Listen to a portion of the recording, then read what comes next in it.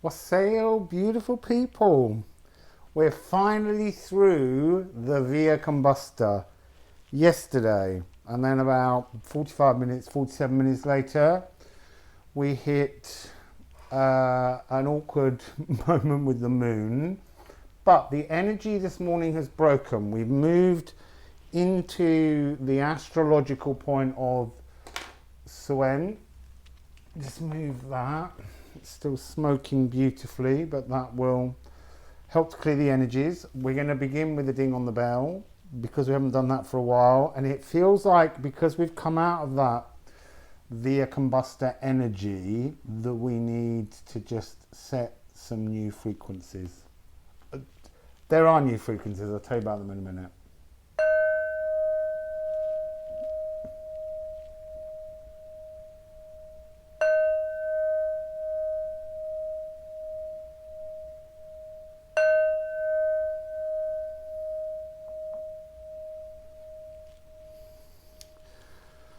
So there was something very muted about that.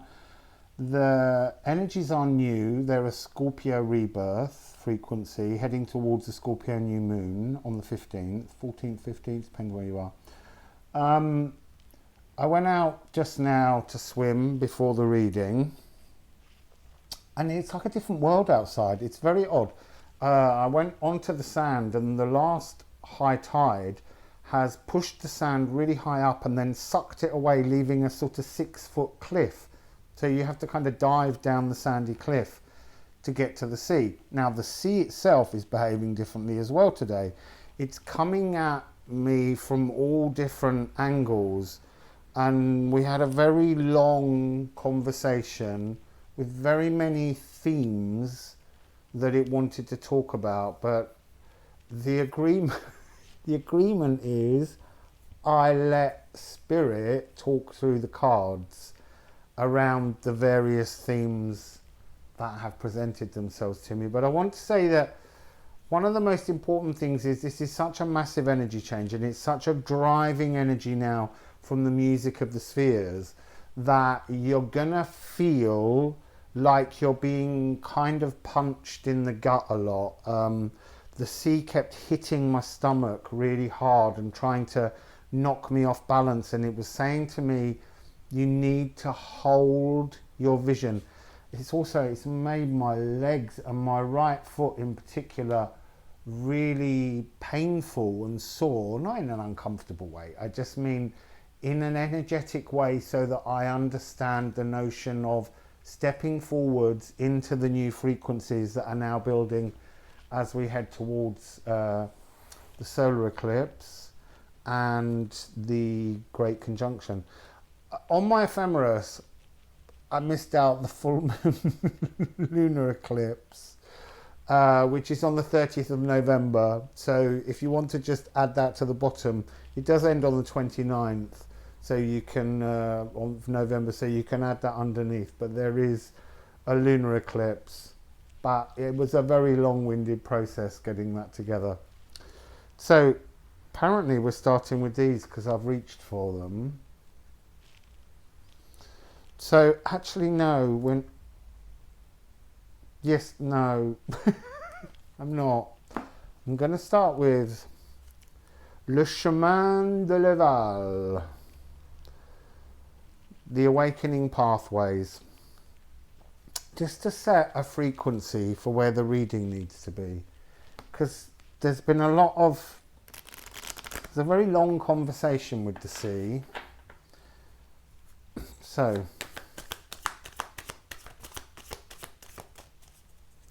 it's nice to be out of that Via Combusta bottleneck, to be on the other side in the rebirth energy. I'm not saying it's going to be easy, because there's a lot of energetic shifts coming now. And they're really coming at us, as I say, endlessly going to try and bowl us over. They're going to test your spirit. They're going to test your trust in spirit. They're going to say to you, can you really hold your vision? Can you hold your new emotions? It's challenging. I would say it's the lighter side of shadow work. You can choose to remain in in the notion of being trapped in endless shadow work, or you can choose to wear your shadows for a bit and let whatever frequencies come to you just wash over you. Because there were moments when the sea was very gentle. So, Spirit, we're out of the Via Combusta. What would you like to talk about today with these new, well, to me they're very gentle energies, except when I got in the sea and it was going, no, they're a lot harsher. But the frequency around feels a lot calmer, a lot more comfortable to be wearing. So what would you like to say, Le Chemin de Leval? What would you like to say? There's a card. So, general theme, the soul. Okay. The soul. So, I bought my piano. I bought my iPad with a tiny keyboard on it. The soul enters the body from the note B. So I'm going to resonate a B.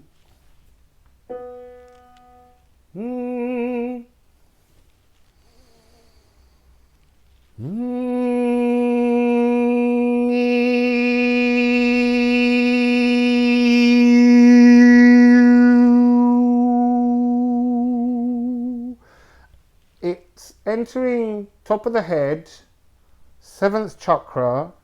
It comes from the galactic center of the universe. It comes down through our body, and the soul sees, look, there it is coming in. That energy is being popped through the top of your head, and it's going into the sacral. So what I'm doing is I'm using a very sharp, very ee sound, and then I'm darkening it and pulling the energy down into the sacral.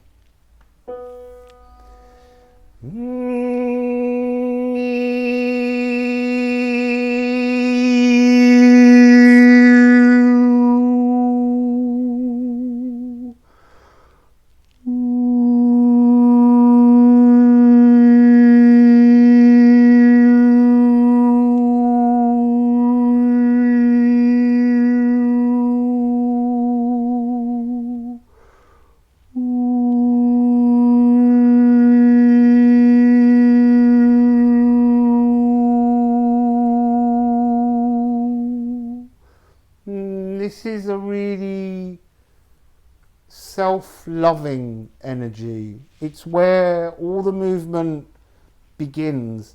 We've got to bring our soul energy in, feel comfortable in our own skin, and we've got to self-love as we move towards the solar eclipse of the luminous warrior. So, what cards shall we go for the soul? I think the Muse Tarot, because I always see the Muse Tarot as a divine feminine deck, and for me the soul comes from the frequency of love, and that's a divine feminine energy mixing itself into our divine masculine molecules, regardless of what sex we are. So let's just see what comes out.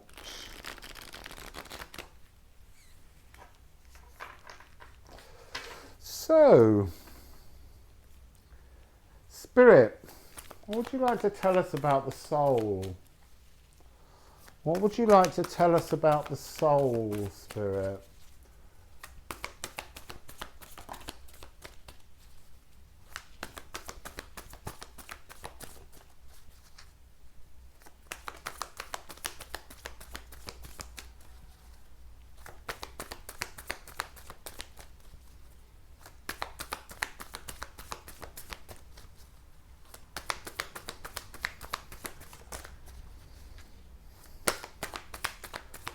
Oh, that was really interesting. I'm going to pull that one out and say it's unfinished business.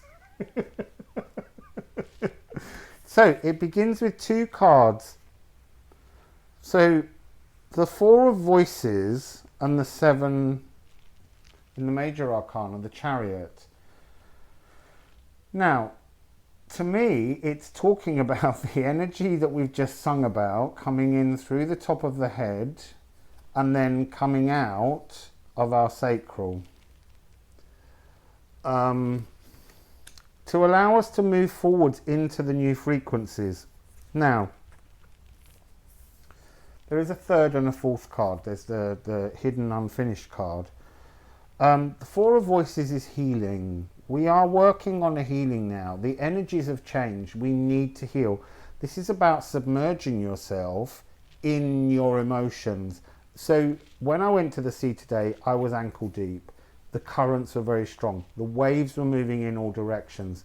And it reminded me very much, as I chatted with the sea, about once during a meditation when I asked, why do I just get messages from spirit dropped inside my head that unfold? Why do I not hear things? Why do I not see energies?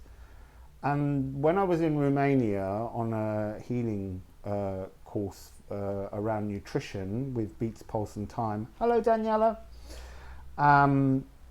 I began to see streams of prana, misty, milky energies, and I was really excited about that.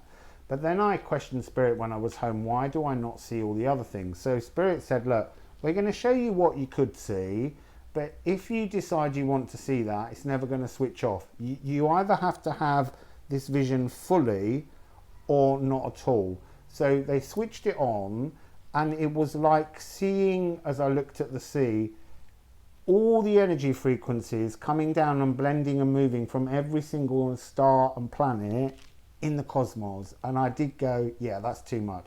Because it was like having a misty veil over everything. Nothing would have ever looked normal. It would never have looked three-dimensional. It would have always been this five-dimensional imagery. And that was too much, even though it's something I've always asked for.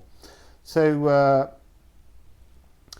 it's about sensing that the energy, the music of the spheres is changing at the moment. All kinds of movements are taking place, as I said, in the ephemeris. And it's new energetic changes that are bringing something brand new that hasn't been experienced here, because the music of the spheres is a very complicated symphony of the soul. And it's a little bit like they're asking you in your healing to submerge yourself in that symphony orchestra, to be not just bathed in one timbre, which is a musical sound, but to actually allow the global timbre to wash over you. So what I like about this card, which not many people often observe, is if you turn this card upside down, you kind of see that the energy of the waters, the Akashic records, is the cosmos, and there's a figure standing here with a reflection. It's asking us again to think about our reflection, the energy that comes through our soul, our frequency, our pharos, our energy that we shine out. Oh, there, the energy that we shine out. It's asking us to consider that frequency. So the cosmos sends down an energy that they showed me in that vision, all different stars, which are all, you know, their suns, they've got their own individual energies, shining down into the earth through sunlight as well, all those frequencies, and then the melody that the earth itself sings back. So, and now they're putting into my head a reminder of the 13th chapter that I did when I was staying in Bay Ekelgran, which was about the tune from the Umbrellas of Cherbourg being like a melody of the earth singing to every soul that it will wait forever to hold you in its arms, to be with you. The earth will wait forever. That's the love that the earth has for us. And then we have The Seven of Chariot. The Seven of Chariot. I'm so busy looking at the horses. The Chariot, card number 7 of the Major Arcana. The Seven of Chariots. This is talking about rising above the chaotic frequencies that were there. This is like when I stood in the sea. The sea was trying to knock me over. The sea was throwing waves into my stomach. Like a few days ago, I got distracted while in a sea with 2.5 meter high waves, and I turned and looked towards the beach, and when I turned back, this enormous wave came and it punched me really hard across my whole face in a way that a fist would only cover a small part of you. This was being punched by the entire force of the sea, and it really hurt. But it was saying, pay attention. It was saying to me, don't be distracted. Don't allow things that crop up in the real world to distract you from the focus of where you believe you're meant to be journeying. So, where are we journeying with all these untamed wild horses, these energies that are rising up? Because she has control over them. And that's what we're each seeking. We're each seeking, through a love of ourself with the luminous warrior, to feel in control of all the distortions that come towards us. And it was a real battle in the sea to stand and remain upright. Okay, so the other thing that happened was a cloud came along and the sun went in. Now, when the sun goes in, they were saying to me, it was to explain how you no longer have shadows. And we talk about shadow walks and shadow work and shadow swimming with Neptune. Without your shadow, what are you? And you stand there and you think, I'm a nothing in the world, because now the sun's not out, I have no shadow. It's a less beautiful frequency to be in. And then as the cloud cleared and my shadow returned behind me, the sun came out and I was happy to have my shadow with me. And that's part of this journey. We've got to learn to love our shadows, because they're what make us feel more relevant in the real world. I'm just going to have a sip of water, and I'm going to say to Daniela, who I mentioned again before, look, I'm actually having a sip of water while doing a reading, because she always says to me, you talk for ages and you never have a drink. But I'm still slightly parched because the salt water. So, the Muse of emotions. Now,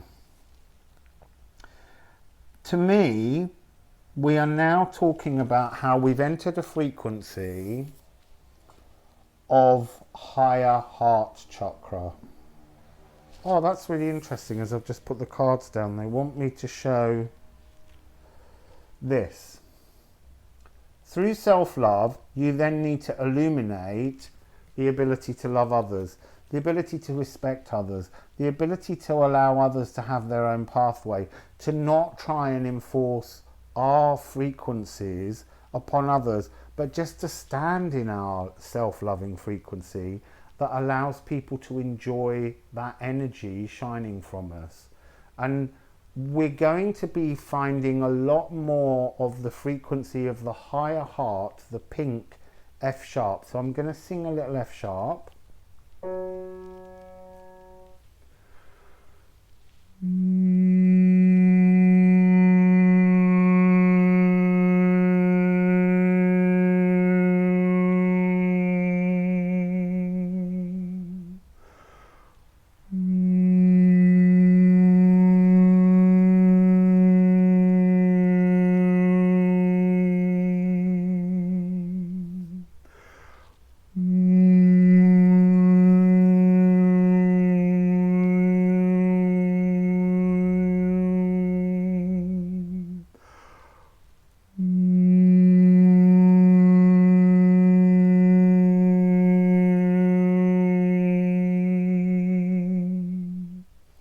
So F sharp is the great unstruck. This is the chakra that comes online when we're teenagers and we think we know all about love. You know, there's a really very old saying, which I think I might have mentioned it before, but it's the young think the old are foolish, whereas the old know the young are. And that's what this is about. This is about when your inner child becomes your luminous warrior, it's innocence with wisdom. When you love from this place, when your luminous warrior is shining, you know how foolish but beautiful teenage love is. But you will feel like a teenager when you resonate this F sharp combined with the F of the natural world and allow that projection to flow from you onto others. So, where are we heading that's hidden is the world, the cosmos. And this is standing in a calm sea, standing in your own frequency, but it's 21. We're heading towards the 21st of the 12th, but we're also heading to 2021. And that's when the energy of the world will really start to change. It's already underway, but the great conjunction on the 21st of the 12th is a really important frequency. So, are there any other messages about the soul? Are there any other messages about the soul, please? Are there any other messages about the soul? No. They're quite happy with that as the frequency. So, we'll go back to Le Shaman de Leval and see whether there's a next part to this frequency that we need to talk about. What's the next part of the journey? You can see a little wasp over there. And that's making me think of the card in the Colette Baron-Reid animal deck. Sometimes life stings. Well, it does. That's shadow work. If you don't do the shadow work, it stings even more. But you have to have trust. You can't remain in the victim culture where you see a wasp and you believe it's going to come and attack you. You know, I just look at that and I think, oh look, there's a sweet little wasp. So, don't invite attacks. Trust. So, what would you like to discuss, please? Have you given up on us, Shaman de Leval? Did you just want to talk about the soul? Oh no!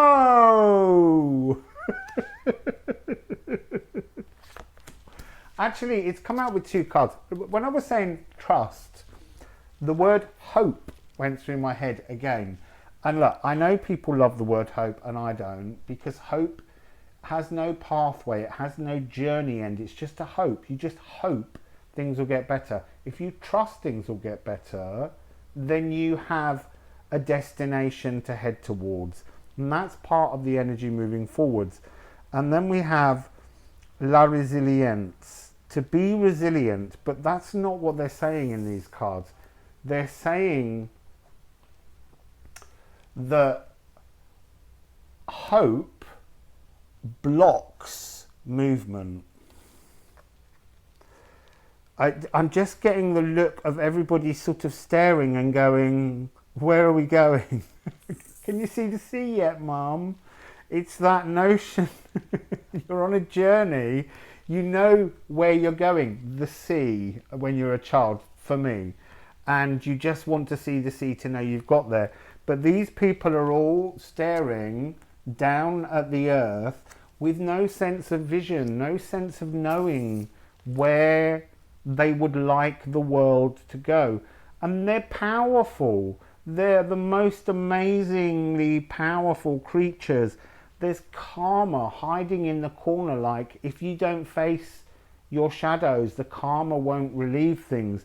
There's the ego leaping up and just getting stuck because if you allow your ego in too strongly to rule or to be ruled by the distortions in your ancestral DNA, okay, that's what they want me to talk about. It's not going to happen because you get trapped and caught up in your ego. And look, it's not about having an ego death. That's not how it works.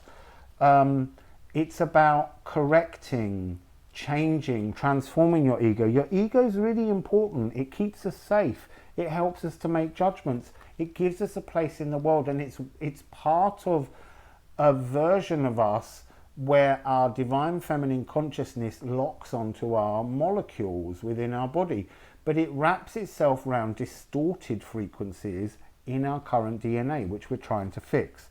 So we're looking for divine blueprint to move forwards. And then I'm getting this real message from this card of l'espoir, the hope. And it is like a firework exploding, but each of the 1, 2, 3, 4, 5, 6, each of the 6 explosions are tiny clocks, and all around here are tiny clocks. It's like it just keeps tick tock, tick tock, tick tock. If you don't have a destination, you're stuck. There's no sense of movement to divine timing. So, what the deck would go with this? Where do you want me to pull for divine blueprint, DNA, trust? Sorry, it's taking a long time.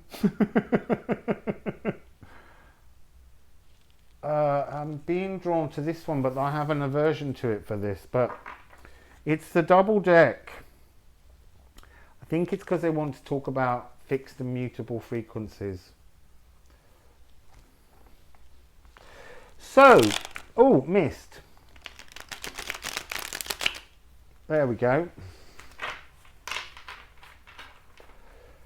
This is the vice versa and the universal Celtic tarot. I love this double deck. It behaves in a completely different way. Well, they all behave differently, but what I mean is they've got a general energy. This deck just has a completely different frequency going on within it. So what would you like to tell us about hope? What would you like to tell us about hope? What would you like to tell us about hope? So, oh, I was going to say there's 3 cards, but actually there's 5, because there were 2 hiding under another.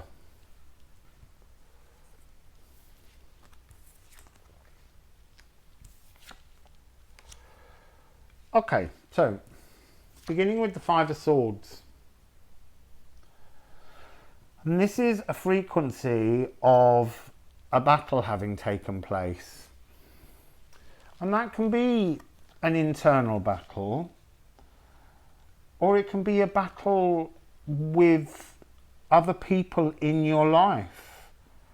And the point of it is to walk away, to walk away from the battle. There's no winners and no losers in a battle. There's just lessons. And it's how you want to learn the lessons. So this is talking about the other side of the card is about the victor ego. I won. I am great. I imposed my will over someone else. But the true frequency is to just admit that it would have been better had the battle not happened, but take away the lessons that you learn.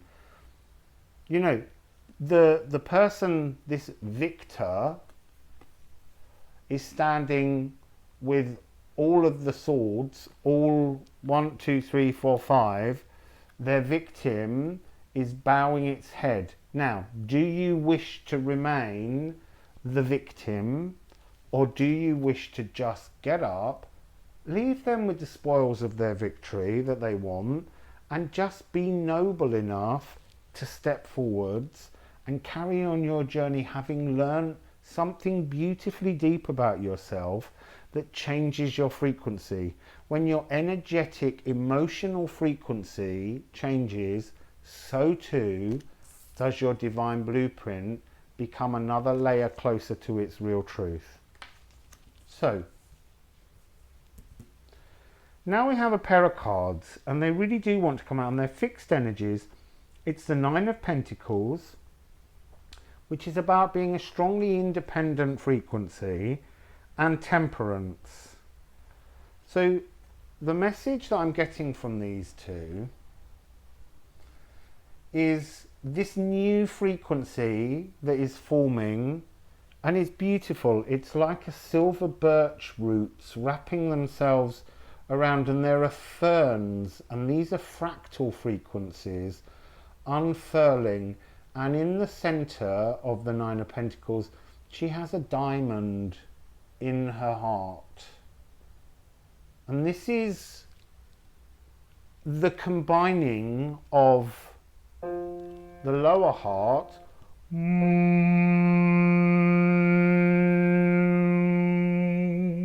the green lower heart of the natural world, the heart of molecules, that frequency, and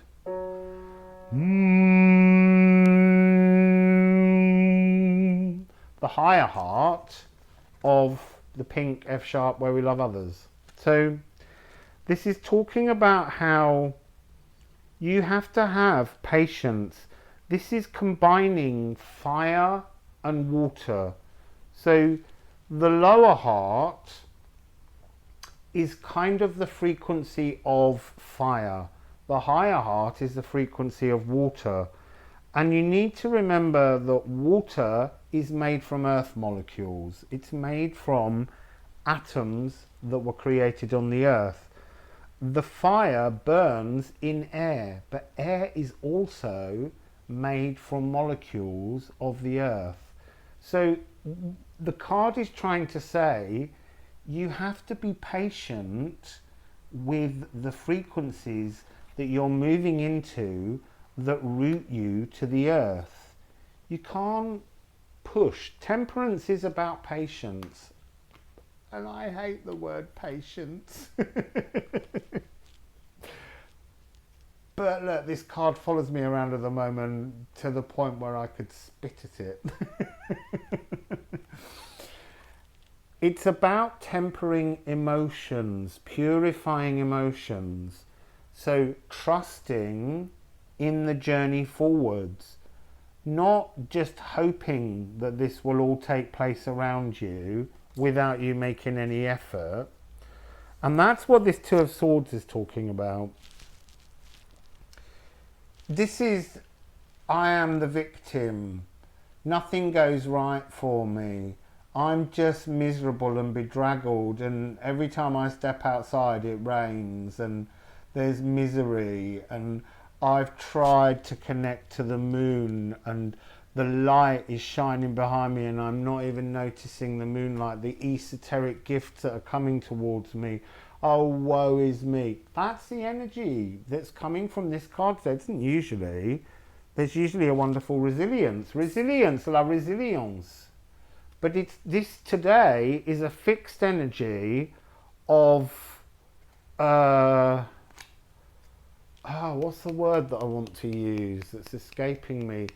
Of just kind of giving in. Look, and I was thinking of telling you about how when the sun went in to do with the shadows, this is patiently waiting in the light or sitting in the darkness because you've not illuminated your self-love. You haven't given yourself a journey forwards. You've just gone, I deserve to be punished.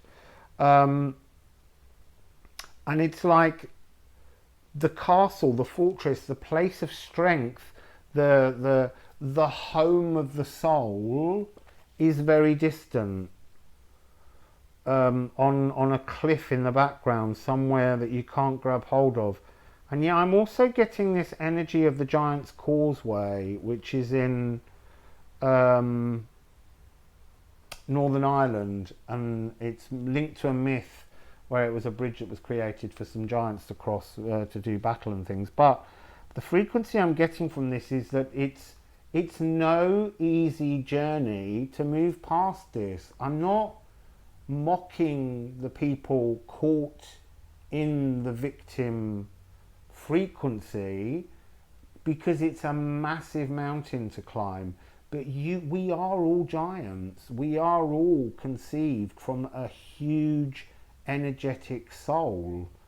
And that's why we need to look at whether we choose to remain in this frequency that's a little bit like an old monk, you know, whipping themselves on the back in punishment.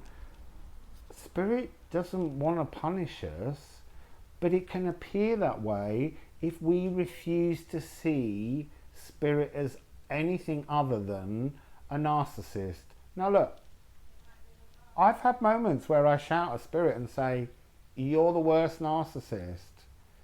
And I felt that at that time, but it's, the sea was saying to me today, it doesn't matter how far you move on, there's always another energetic wave waiting to wash across the shore to challenge you.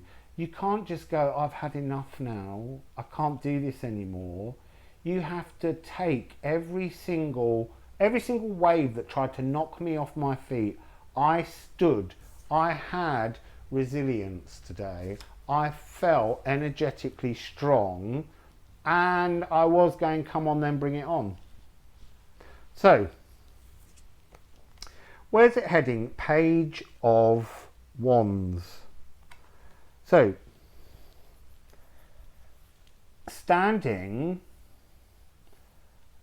in your own frequency. Staffs for me are about connection.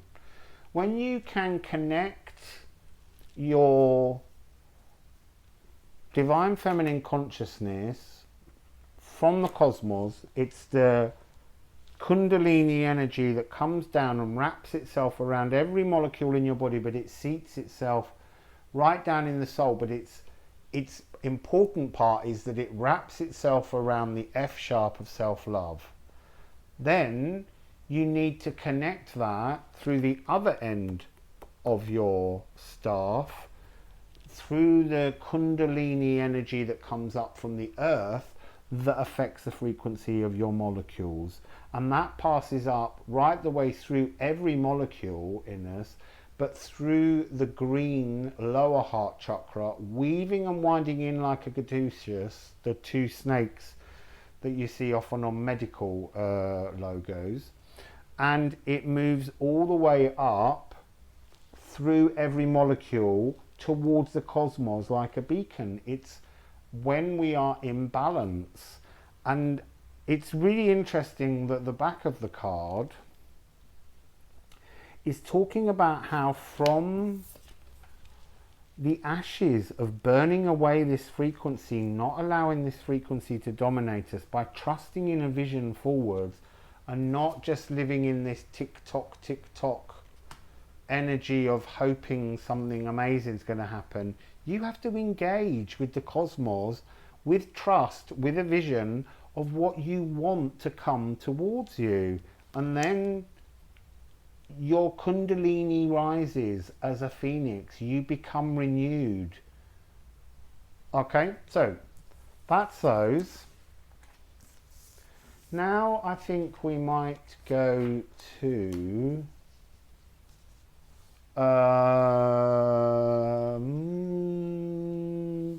can't make my mind up. I think Odin, because I pulled Odin up earlier. I feel like Odin's ready now. So, Odin and the 9 realms. I do love a bit of, well, not necessarily Odin. I do love a bit of Norse mythology and the magical messages hidden in the Norse cards. So, what would you like to talk about? Ooh, Freya and Muspelheimr. So, Freya is a representation of love. Ooh, it's gone dark as I've said that. This is spirit She is an energy frequency all of her own. Freya collects the souls of the dead. Oh, this is really interesting. That's not where I thought this message was going at all. Muspelheimr is the land of the fire giants. Now, she collects the souls of many of the dead. So, Odin doesn't get to keep them all in Valhalla. Freya can choose some to go to her version of heaven. And she rides a chariot pulled by cats. We had the 7 of Chariots earlier. There's the Horn of Truth. So, we're talking about the deceased, those that have passed. This is really interesting where this is going. So, I'm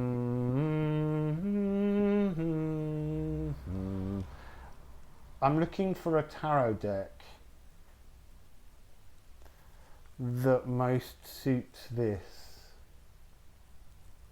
Actually, I'm being drawn to the Shamanic Oracle deck. So, Muspelheimr is the land of fire. And fire is the first suit in the tarot. It's rebirth. And in the Great Void in Norse mythology, there was a nothingness. And when ice met fire, life is sparked because there's an explosive energy frequency between these two elements. Oh, hang on, where's she gone? Fire and water. Where fire and water meet, life begins. It's molecules and emotions. Whereas swords are thoughts. So it's not really, I don't mean that it's molecules as in the real world molecules, but it's the frequency of the spark that vibrates the molecules. So the molecules in our bodies are earth and fire in some way, apparently. Didn't know that. So, can we please have some messages about this dead people that we know?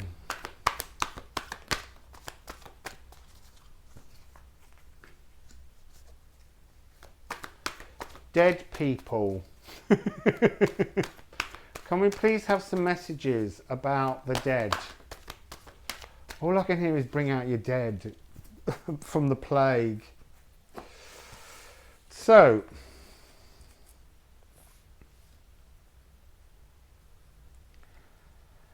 it begins with rainbow. It's trying to tell you that death is a release of the spirit. Now, my brother visited me in the reading that I did that was the Gates of Ishtar on the 2nd of the 2nd, 2020, which was all the twos. And he was telling me that if I continue to remember him as just who he was in the physical world when I knew him, I'm trapping his energy.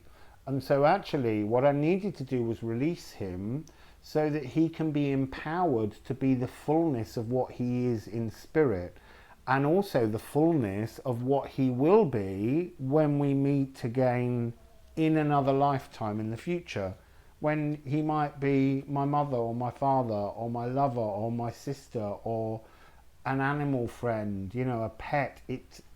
There's so many infinite possibilities. Or it might be that I go and be his spirit guide in his next life. All these possibilities are open if you can let go of the emotion of who you feel they were when you knew them. Enable them to become more empowered, to be the full energy of a soulmate, because they are some kind of soul connection, these people that pass away that we know, and they're people that turn up over and over again in our lives. But if you overly mourn them, you trap their ability to surround you in love and move you forwards. And then we have the card of standstill, and that is talking about how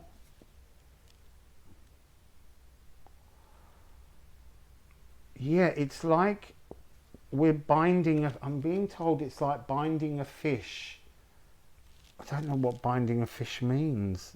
I'm seeing the image of a fish caught in the solar plexus of this person, as if it's not. They're saying it's trapping their soul. It's holding them in an energy frequency where they can't allow the portal of soul freedom to pass through them, because we're mourning them, and we should be celebrating our next incarnation with them. And then we have 15, the drum. And the drum is talking about the symphony of the soul, which the sea spoke to me about earlier. So if you imagine that in a normal orchestra, symphony orchestra, there are a set number of instruments. You have strings, and you have woodwind, and you have brass, and you have some percussion. Now, there are small movements that you can make and differences to the timbre and the sound of an orchestra by various different techniques, whether it's pizzicato on strings, col legno when you use the back of the bow, or whether you put mutes in trumpets or French horns, or whether you use additional instruments like piccolos or cor anglais. There's a way in which you can change the frequency of the 3D music of the spheres that is playing in the realm around you. But percussion is not set. Percussion can include any kind of instrument that you want. I once played in a wind orchestra, and we did a piece of music that was called Sun Paints Rainbows on the Vast Waves or something. And the percussionists had to play tuned bottles of water with spoons. And we went to perform it in a World Wind Band competition. Not that I'm a lover of competition. I just think you should enjoy music. You don't need to say who was best. But I don't like any kind of competition. I don't think that's necessary. But anyway, in the performance, just before we were about to perform Sun Paints Rainbows, all the bottles fell over and all the water ran out, so they were all in the wrong tuning. We didn't win. But it's talking about how these people around us who are the souls that have departed, they're almost like a member of the percussion. They were part of the orchestra, but in the next movement, their part is off stage. I'm almost hearing the notion of Holst's The Planet Suite, where it was written in, I think, about 1914, but it took him until about 1921 to complete the orchestration. Because this was iconoclastic music. He was trying to describe the planets, and we're talking about the music of the spheres. Now, if you went to see this piece, there were all kinds of additional instruments. There were celestes, there's harps involved. It was very new, and I would say that if you've never listened to the Planet Suite, it's worth listening to, and you'll see how much it influenced all music to do with science fiction films. So at the end of Neptune, the audience would have been sitting there, and it's an interesting piece because you're not allowed to clap until it's right. With most pieces, you kind of go chum, pum, pum, and people burst into a clap. This piece ends with Neptune, this mystical sea mermaidy kind of thing, and you're sitting there, and the orchestra's been doing all this kind of watery, celeste, violin-y, stringy, bass oboes, weird instruments, making a whole new kind of cosmic symphony. And then all of a sudden you can hear this weird suspended sound like some kind of ghost resonating in the distance, and it's a 6-part choir of female voices off stage, and they are the sirens, they're the mer creatures, they begin to do this beautiful watery phrase. And as the orchestra peters out and has no more music, they're left in this repeating energetic harmonic phrase that just rings over and over. And in the score it says, slowly close the door so that you can't hear them anymore. And then finally, when you can hear nothing, the audience can enjoy clapping. Now, this is almost like what you're doing with people that you know and love who have passed over, is you've got to slowly close the door and allow that instrument to no longer be necessarily part of the orchestra that's current in the 3D world. But when you go and you need them, and that door to that spirit world is opened again, you will get a new tune, a new choir, a new symphony that they're able to influence, and they can create new rhythms to help your life go forwards. So, let go of the dead and allow them to live in spirit, and allow them to be in their full power so that they can assist you. Okay, so that's that message. Let's see what else Odin would like to say. What else? Odin, what else would you like to say in this reading? Oh, that one's gone so far away I'm not even going to be able to reach it because I'm stuck to my microphone. I really don't think I'm going to reach it.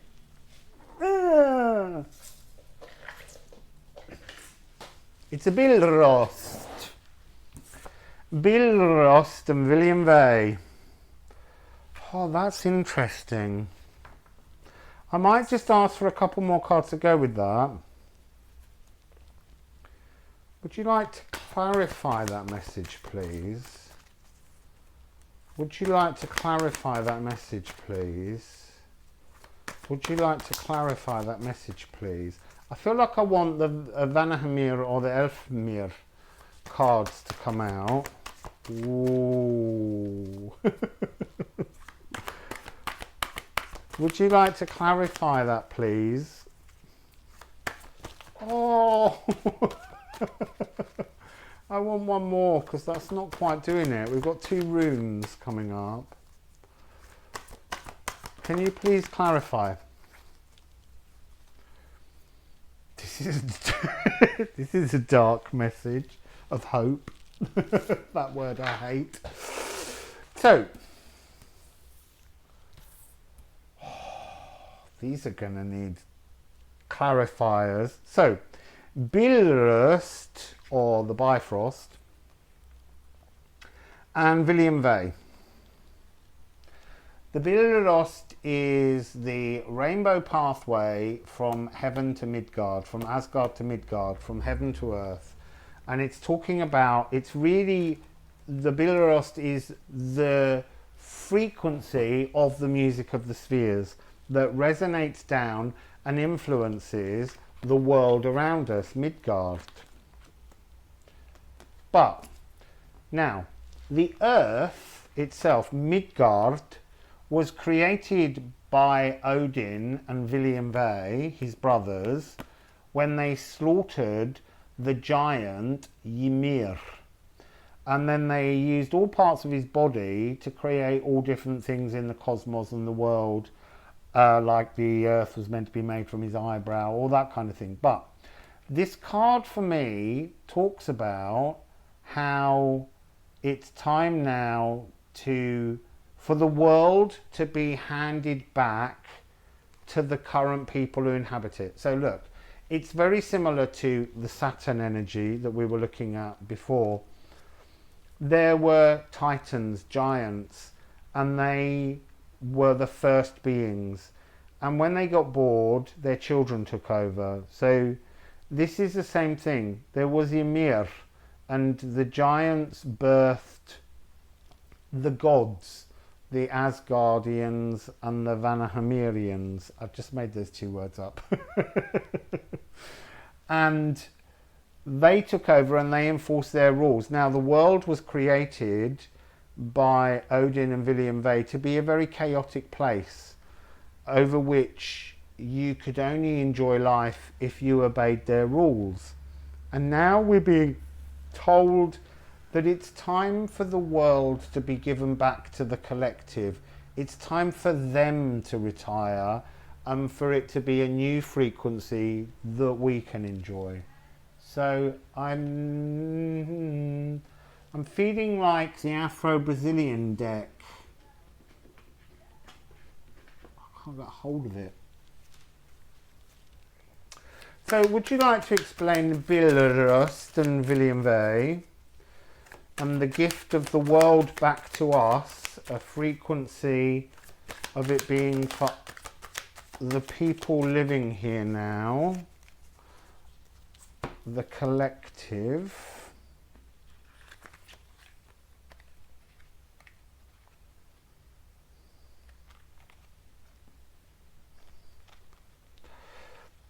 So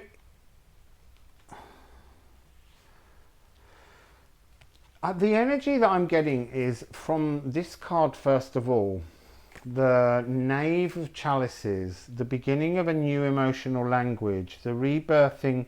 This is very much the Villoldo frequency. Now, this energy of the cosmos bringing down a frequency is bringing it down to each individual person. This new frequency that's coming upon us, this new melody, this new symphony of the soul that's coming out to the living, is striking down into the soul of us with this luminous warrior energy, growing up, being emotionally strong and not feeling emotionally damaged and vulnerable. And it's this knave is almost in this card kind of representing the kind of authority, because the old authority of Villoldo and Odin, who have been quite bullish, is over. But there's this real sense of still trying really hard to kind of beat us into submission, and it's failing. But what they're doing is they're doing the work that the cosmos intends. So we have the Hermit. We're all being sent into a frequency of isolation. This is now becoming a second lockdown, and this is when the frequencies begin to heal. This is purifying. This is the energy of the sacral. So I feel like I need to give you a sacral note in a moment. No, I'll do it now.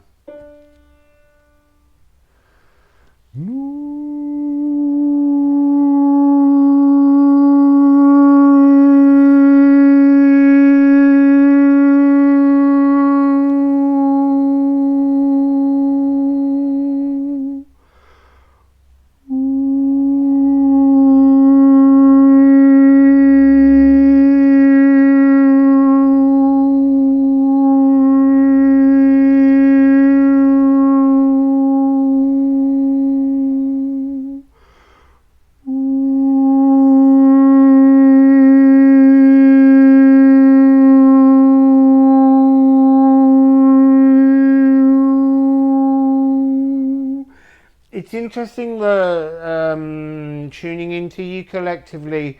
Not all of the harmonics are there yet because we haven't moved into that fullness which is coming with the solar eclipse. And that's another of the energies that I'm picking up from the back of this card. So that's the D of the victim damaged inner child that rebirths through going into understanding ourselves and doing some shadow work, facing our fears, facing our shadows, because Otherwise, we're just going to be left in a world where the sun's not shining on us and we feel nothing. And then it's becoming the King of Swords. He's pulling down everything around him. He's fiercely strong emotionally. His thoughts, his negative feelings that were damaged are now incredibly powerful, and he's fierce and he's ready to change things, but that change has to be internal. It's not, these cards are talking about how the Bilrost cosmic energy that's coming down is to each individual person, and luckily we're all in this sort of hermit mode, which is about finding your inner truth and illuminating it. That is luminous warrior energy. Find your inner truth, shine it out, and then it's that energy of coming out. But it's not about trying to do it as a collective. Every individual has to heal themselves to move forwards these frequencies in 2021 when the world is being given back to us. So one of the cards just fell down to the floor. So the next three cards, the next two are runes, Nadir and Dagaz. So Nadir and Dagaz, this is shadow work, this is distortions, and it's fashioning these distortions into this energy of the past, pushing them through this sacral self-love and re-emerging into a brand new frequency. And it's saying we've got Niflheimr, which is the fog, and Niflheimr, when it meets Muspelheimr, is new creation. This has also got that energy of alignment, the stones, that sense of coming into alignment, and the fog clears. So let's have some tarot to go with shadow work, transformation, and the fog clearing. Shadow work, transformation, and the fog clearing.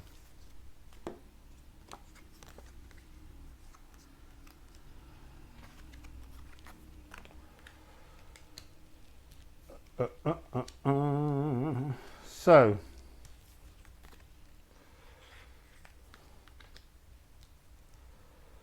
it begins with the Eight of Swords. Now this is a card ordinarily of a figure blindfolded, swords around them, trapped in their own bad thoughts. And that's what shadow work is, the trap of our own thoughts. And it's coming with the Four of Swords, which is a healing, and it's a transformative healing. There are on this, it's like your thoughts, and this is talking about ego, your thoughts are wrapped around this immovable ego where you say, this is me and there's nothing I can do. Take the swords, cut the ropes off, and change the frequency of the rock, because this rock is not serving you, it's stuck, and that's what your ego is doing. And you need to find a new pattern, a new shape, a new energy, a new vision to move forwards, to face your shadows and to take them with you. The thoughts are still there, but they've become half the trouble that they were from 8 to 4. It's a healing frequency. And you need to work with spirit and a tree. You need to talk to spirit in your dreams. You need in the day to go out and work with trees. ask trees, the Yggdrasil, any tree, to take you on a journey into its roots so that you can transform things. Now, then you get to Dagaz. And Dagaz is a portal. It's this point. It's the eye of the needle.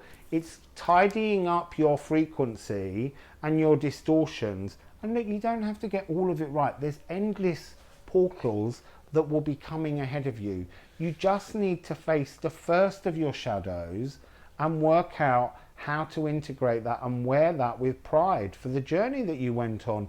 That dive into the bottom of the ocean, deep as a whale would go, seeing those traumas and acknowledging them and loving them and being grateful for them and wearing them as pride rather than shame. Shame's a very difficult energy to fit through a portal. It won't work. So this portal that you're trying to get through is Judgment, the card Judgment 20.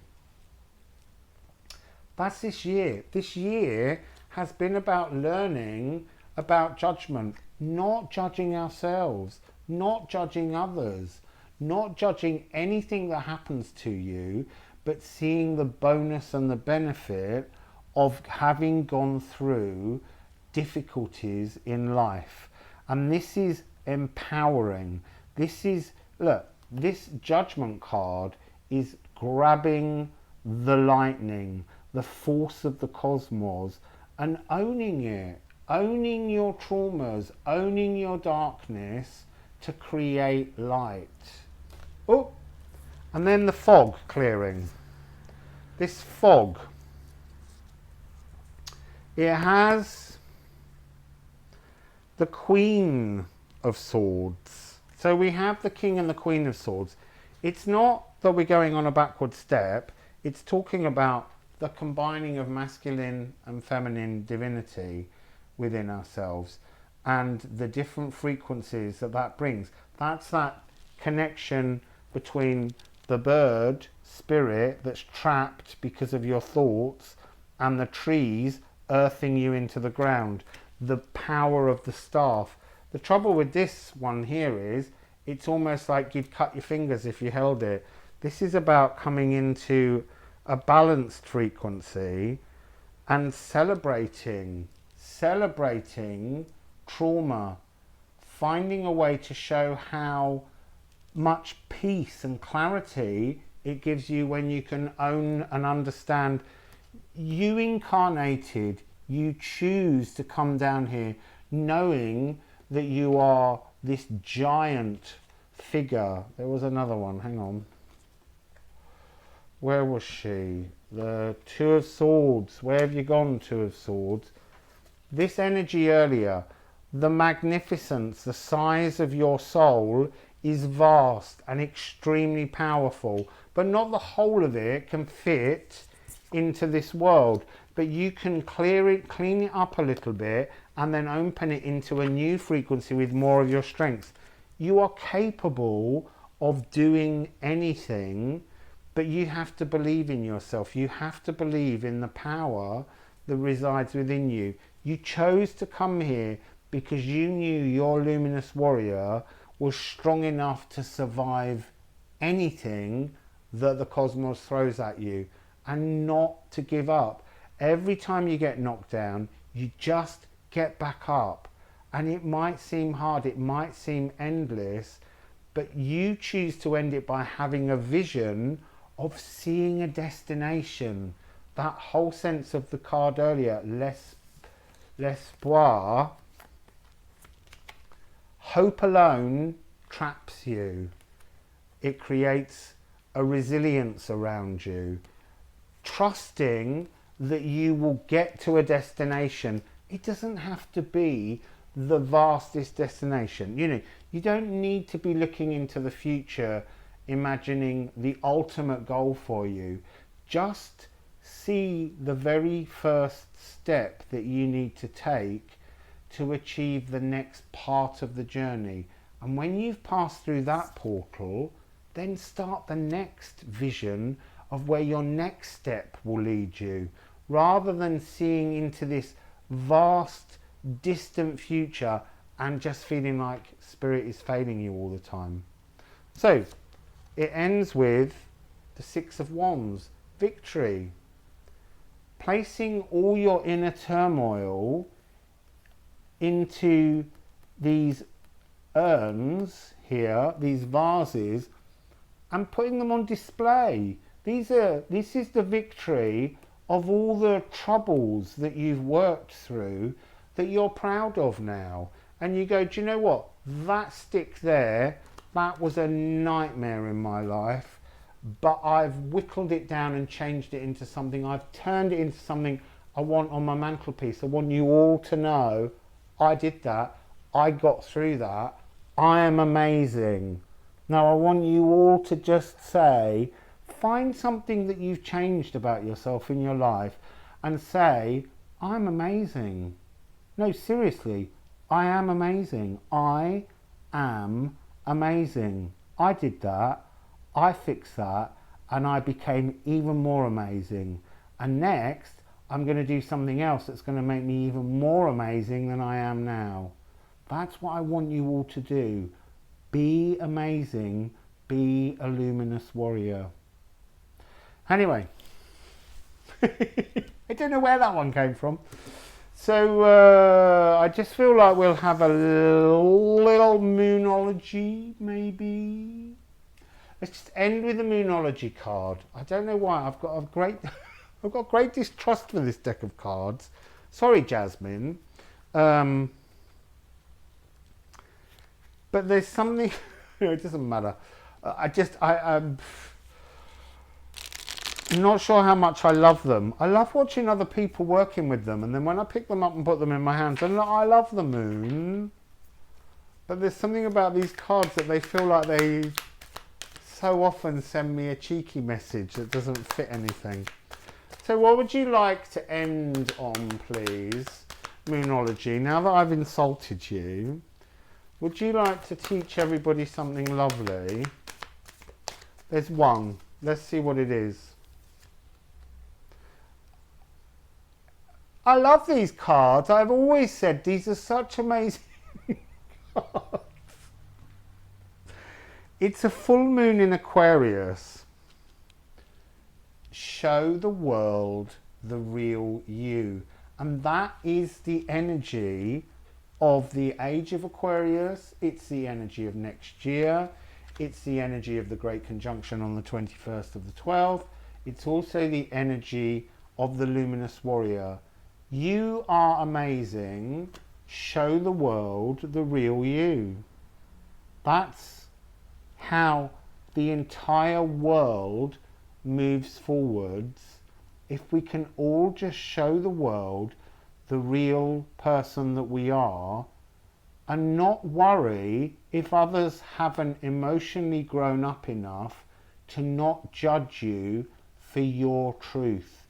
Because that's our fear of showing the world the real us, is that others will judge us. If you're no longer judging yourself, why does it matter what other people think? Just show the world the real you, stand in your truth, and shine an example to others that they might eventually find some way to go through their shadow work, own their darkness, and stand in their truth. So, that's a reading for today. I enjoyed that. I just wanted to do a reading where I had no sense of what I was trying to receive and just let the cards do the talking and hope that the messages that came through suit you. And I'm absolutely sure they do. Anyway, listen, have a beautiful day. I might have a little surprise for you all coming up, but I can't promise anything because I have to go with spirit. But watch this space. Wassail!